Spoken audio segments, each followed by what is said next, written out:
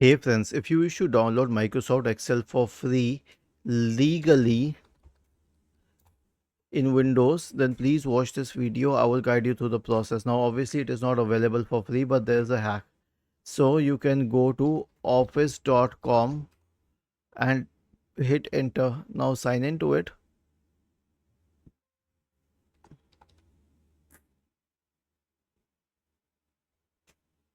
Wait till we sign in. Now, after signing into Microsoft Edge, here's what you have to do. Open Excel. It will take you to the Excel Cloud website, and you have to do it all on Microsoft Edge.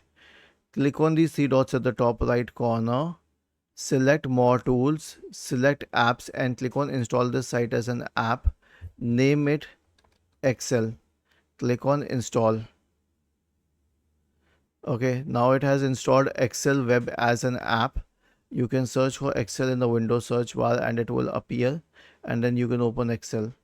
So this is not the same as the desktop version, but it is still very powerful. Was this helpful? If yes, then please subscribe to the channel.